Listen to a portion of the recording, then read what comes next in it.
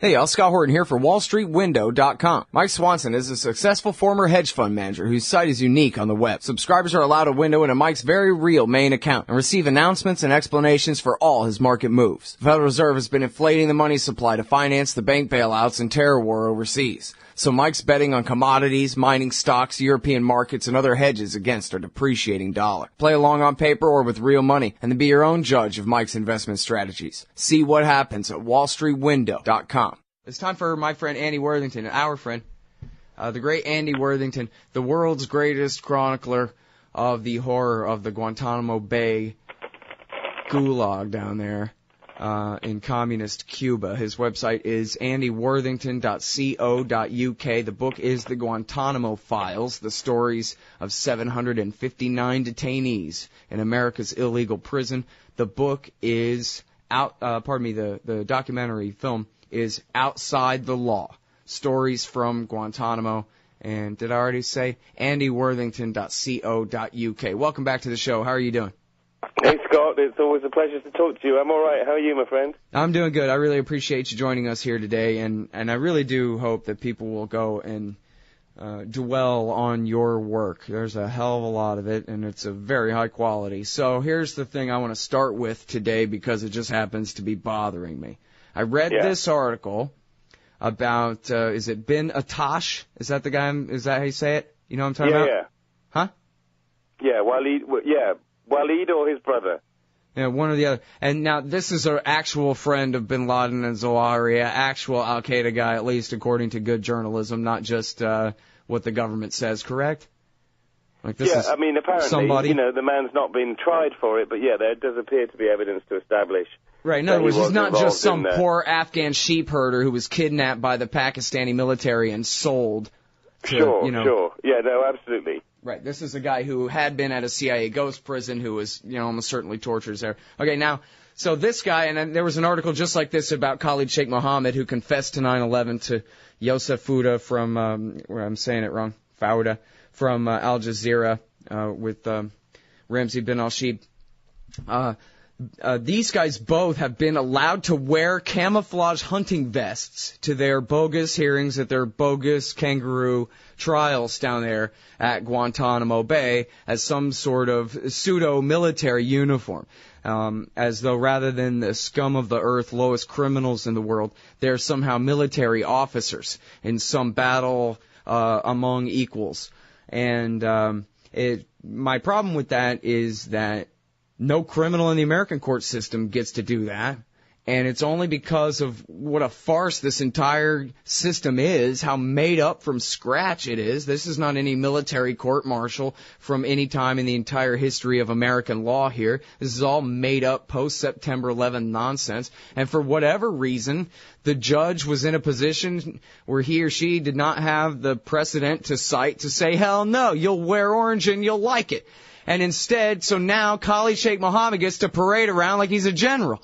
And it just bothers me. It's a little thing. It's nothing compared to all the people trying to starve themselves to death, which is what I want to let you talk about for half an hour. But I just want to start with that because it's a small thing, but it's annoying. That's all.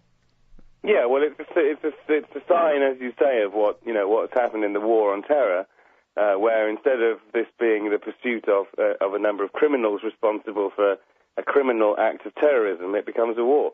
So logically, these guys are the warriors that are set up against the warriors of the United States, and it fits the framework that's been established, but it's the wrong framework to have established in the first place. So yeah. Yeah, well, and it's in our government's interest to pretend, as Jonathan Landay was just saying, to pretend that Al-Qaeda is the Soviet nuclear arsenal, when, of course, they're not an existential threat to the United States whatsoever. So it does them good to let these guys parade around as though, geez, I guess if he's a general, he must have a battalion out there somewhere, right?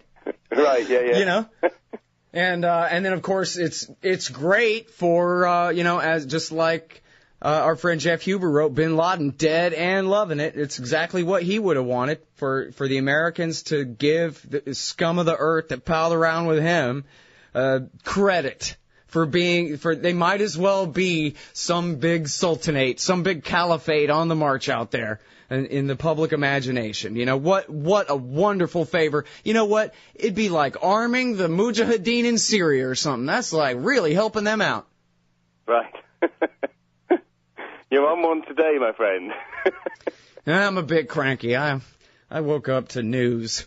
Anyway, so listen, some massive proportion of the captives being held down there at Guantanamo Bay are attempting to starve themselves to death. Please update us on what you know.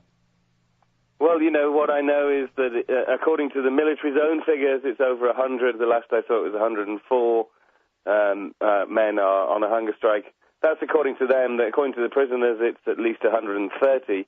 There are only 166 men still held at Guantanamo, so it's even by the U.S. military's estimates, it's a pretty huge number. More alarming, I suspect, is the number of people who are being force-fed, and at the last count that was 44. So these guys are strapped to restraint chairs twice a day, have a thing put up their nose into their stomach through which liquid food is pumped.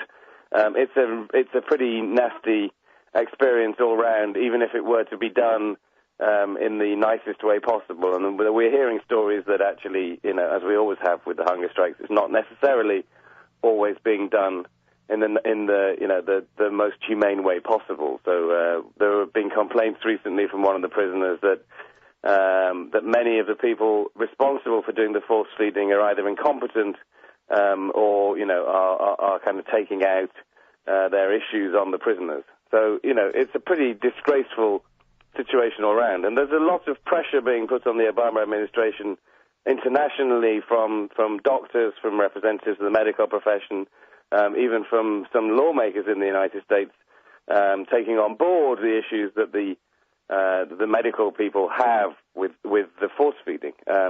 But underlying it all, Scott, the bigger problem is, why are these guys trying to starve themselves to death? Why has the United States ended up in this position of force-feeding these people? And it's because they legitimately have despaired on ever being given any form of justice at Guantanamo. In the cases of over half of them, they despair at ever being released to go home to be reunited with their families, even though President Obama, when he came into office over nearly 4.5 years ago, one of the first things he did was to put together a task force of serious and sober career officials and representatives of the intelligence agencies, people from the government departments, who went through cases of all the prisoners and said that 156 of the men at the time should be released. Now, President Obama has released dozens of them, but there are 86 still at Guantanamo. 86 of the 166 men still held are people that the United States says it doesn't want to hold,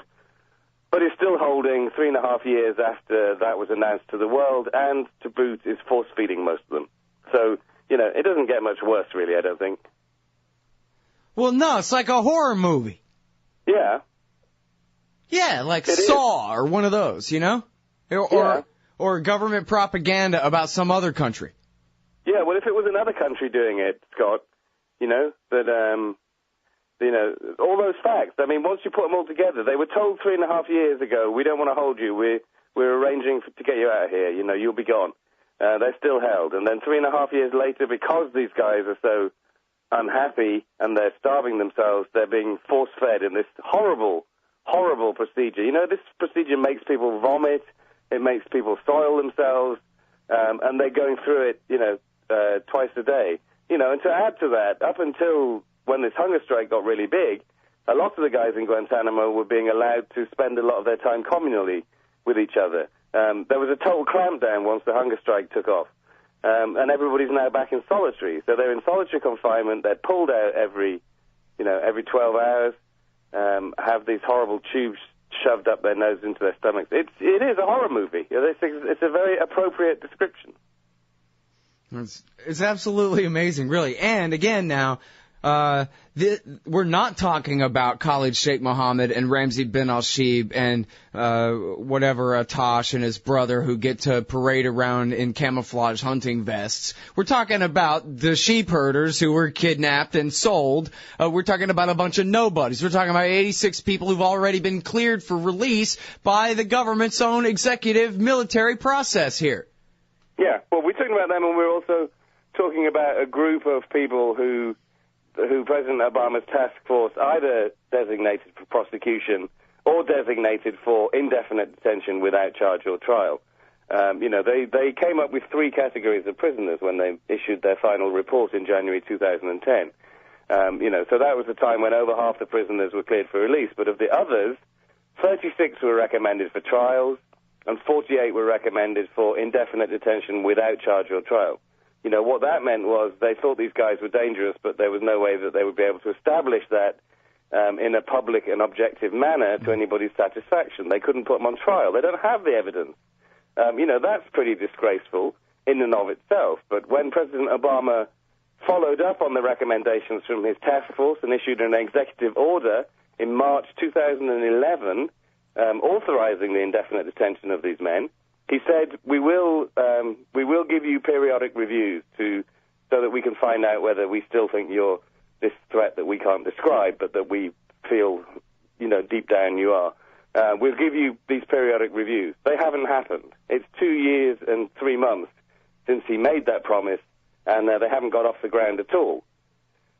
And of the 36 men who were put forward who were recommended for trial, Scott, what we've had is that 8 people have been charged currently of the population at Guantanamo. Of those 166, 8 of these guys are currently facing charges, including Khalid Sheikh Mohammed and the other guys wearing the camouflage that you're mentioning. And just last week or 2 weeks ago, we had the chief prosecutor in Guantanamo, a man called Mark Martins, explaining to the world that he doesn't think that any more than 20 of the men who have been held throughout Guantanamo's history will ever be charged and tried. Now, we've already had a bunch of guys who have been charged and tried, only 8 as well. That leaves 4 more people to face charges in Guantanamo. So of the 166 guys still held there, General Martins is saying that a maximum of 12 are going to face charges. And, I really think 11 and a half years into this dark farce, this horror film that you're talking about, describing it as, Scott, it's time for us all to say, okay, you charge these 12 guys and let's get on with that, but let's send everybody else home, please. It's really, time we got back to behaving in a responsible manner in which when we hold people, it's either because they're criminals or because we remember what the Geneva Conventions are, and we're holding them as soldiers and giving them all the rights that they're supposed to have. Man. See, I'm thinking it's going to be the other way, where we just start having district attorneys across America arguing that I don't care what the judge says or what the jury says, I think that this guy's too dangerous to release. They just start refusing to release people. Because after all, that's what Obama wants, right? He's the guy who wants to hold these people indefinitely without charge or trial. At the same time, he's saying he wants to close Guantanamo Bay. He's not trying to abolish indefinite detention. He's trying to import Guantanamo justice to the USA. And it might already be too late for that anyway. But yeah, I mean, it's arguable the extent to which all of that's true, I have to say, Scott. I mean, I think, he's certainly unwilling enough to demonstrate that he wants to bring it to an end. I think that you'll find within the administration that there's a range of opinions. Well, I guess I'm just saying within the argument that within Obama's argument, well, correct me if I'm wrong about this. Let me state my case a bit more clearly without so much venom in it. That his claimed program is to close the prison and to bring it here and to continue to hold people indefinitely. That part of it won't change. He just wants to do it in Illinois or something. To enable him to close Guantanamo, what the administration is trying to get to is a position whereby, yes, a certain number of the people held in Guantanamo will be moved to a facility on the U.S. mainland. So, on the face of it, that is moving Guantanamo to the U.S. mainland. Now, so long as he maintains, as he always has, that he's not adding to that population, then it's still a legacy issue, which it is at Guantanamo. The question is that if he does that, will that make it easier or more difficult to close Guantanamo and to bring to an end these horrible, horrible aberrations to the law that have taken place since 9/11? And my suggestion, Scott, is that there are many, many more rights available to people detained on the U.S. mainland, especially people detained without charge or trial, which, doesn't actually happen. You have to be tried. Now, you might be tried in a horrible, horrible biased court with a biased jury and a biased judge. And, you will do if you're a Muslim accused of terrorism in the United States. You don't get a fair trial. But there is a system. There is not a system for saying, hey, these guys are enemy combatants. We're not even going to tell them what they're accused of. We're not going to prove it to anybody. You move them from Guantanamo to the U.S. mainland, and suddenly there are legal challenges available to these men, I think.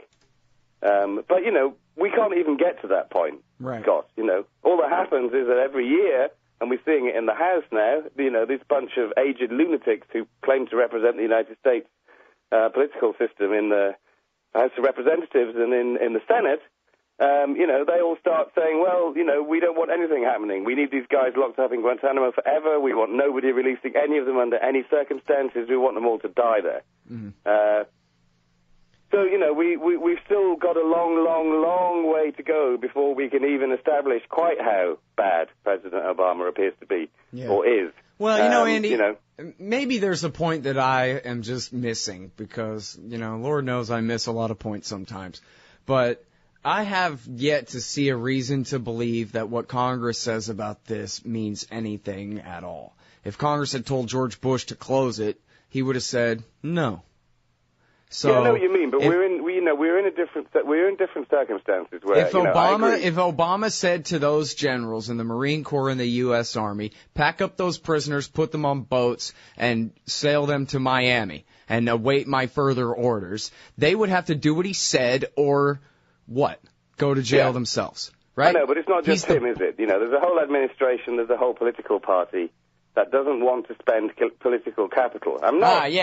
But I'm just talking about what's actually possible. If it was Ron Paul, Paul would say, "Those are your orders, Admiral."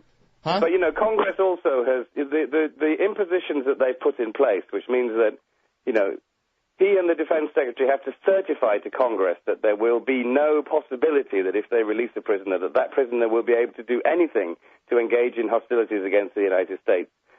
These are requirements put in place by the Congress. Now, that puts the onus onto Obama and the administration that if they release somebody and if anything happens, with any single prisoner that is released in future, bingo, that's 1-0 to the Republican Party.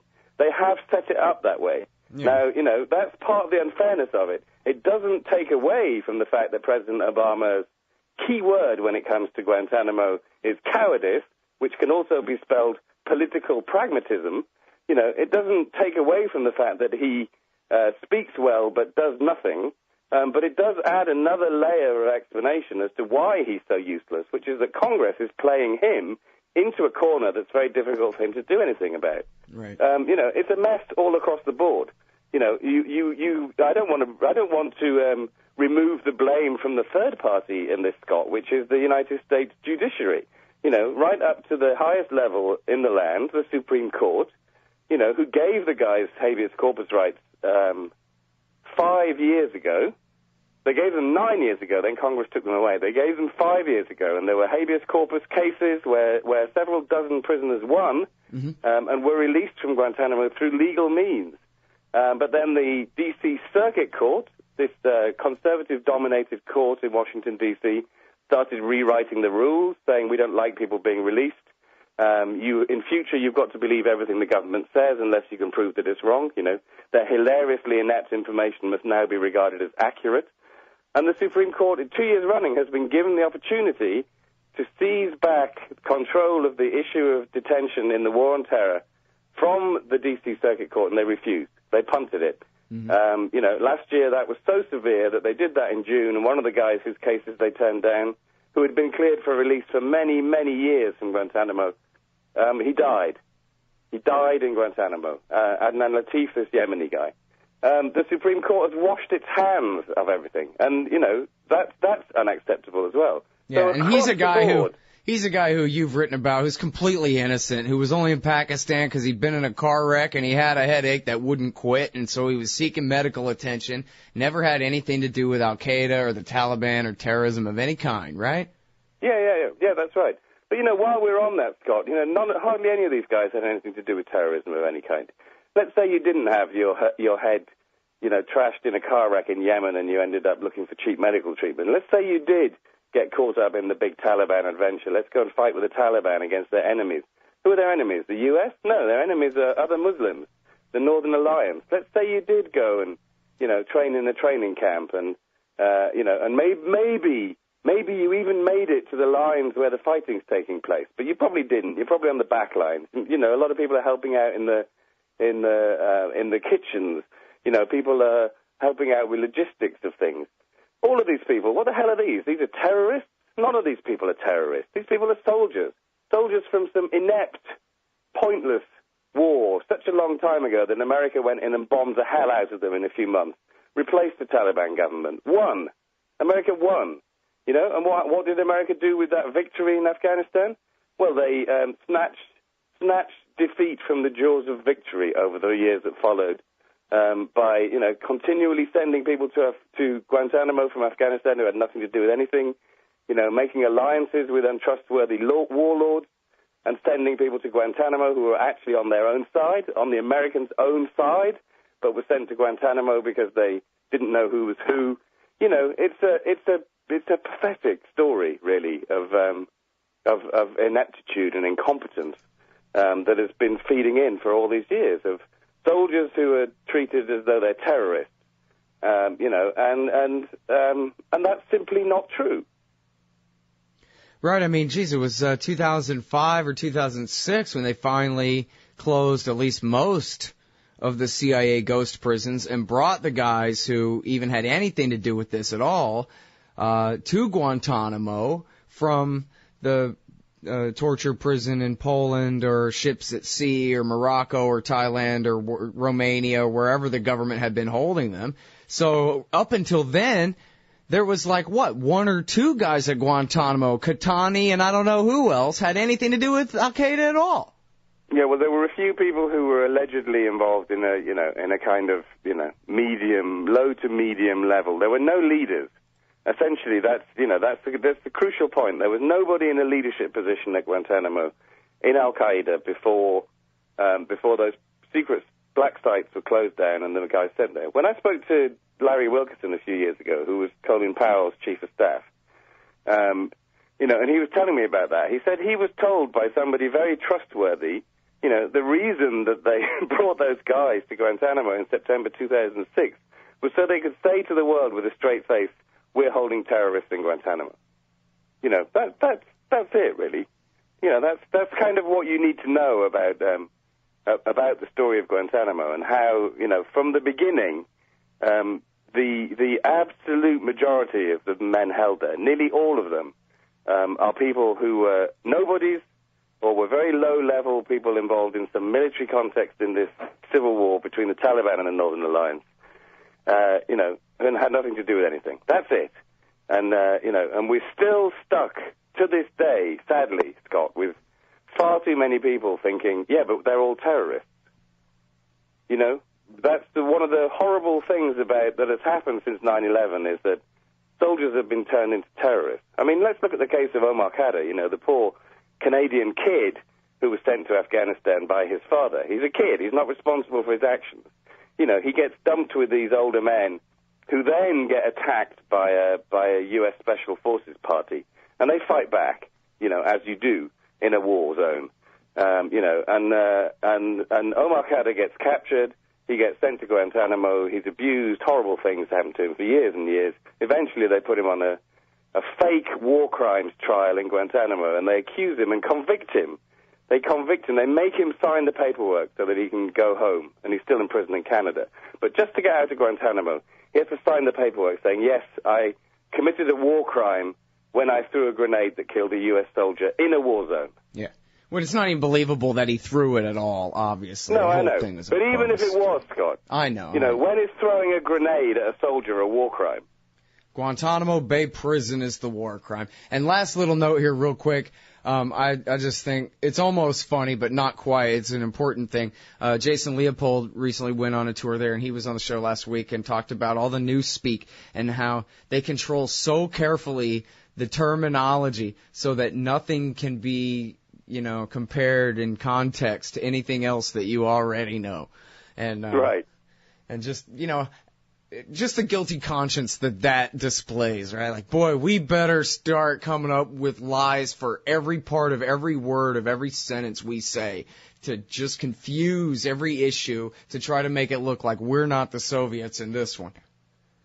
Well, exactly. And actually what's happened is that after 9/11, the United States took the worst from a lot of people's history, not only from strands of its own dark and brutal history, but from terrible things that have been done by the Soviet Union, terrible things that have been done by the Chinese, terrible things that have been done by Israel, terrible things that have been done by Britain. It's almost like they went through the book of terrible things done by countries and picked out what would make a particularly lethal and abhorrent cocktail for the 21st century. And it is. It's rank on every level. It's disgraceful. It's disgusting.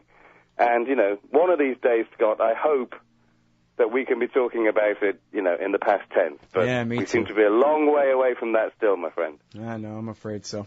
Thanks very much, Andy. Appreciate it. Thanks for your interest as ever, Scott. Cheers.